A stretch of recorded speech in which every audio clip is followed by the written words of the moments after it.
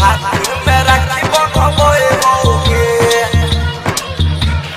DJ Shiv Narayan हाथ में राखी बंधबे बौगे हाथ में राखी बंधबे बौगे माई दीदी के यहाँ सजैबो दोनों हाथ में राखी बंधबे बौगे दोनों हाथ में राखी बंधबे बौगे माई दीदी के यहाँ सजैबो दोनों हाथ में राखी बंधबे बौगे माथा पर चंदन करतै बहिनिया माथा पर चंदन करतै बहिना ओकरा हाथ से मिठाई हम खोइबौगे माई दीदी के यहाँ सजैबो दोनों हाथ में राखी बंधबे बौगे दोनों हाथ में राखी बंधबे बौगे माई दीदी के यहाँ सजैबो दोनों हाथ में राखी बंधबे बौगे माथा पर चंदन करतै बहिनिया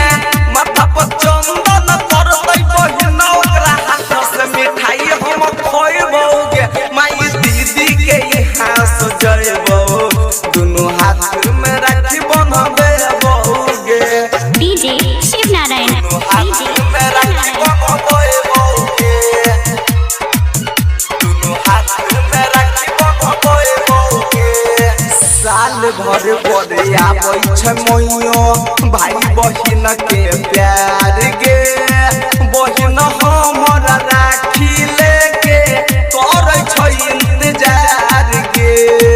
करै छै इंतजार गे साल भर पर आबै छै मैयो भाई बहिन के प्यार गे बहिन हमर राखी लेके करै छै इंतजार गे पापा के बटुआ से पैसा चोरेबो पापा के बटुआ से पैसा चोरा के हम गाड़ी में तेल भरैबो गे माई दीदी के यहाँ सजैबो दोनों हाथ में राखी बंधबे बौगे डीजे शिव नारायण हाथ में राखी बंधबे बौगे दोनों हाथ में राखी बंधबे बौगे कहै छौ राजन कुमारवा के मैयो सुना छै हमरो कलाई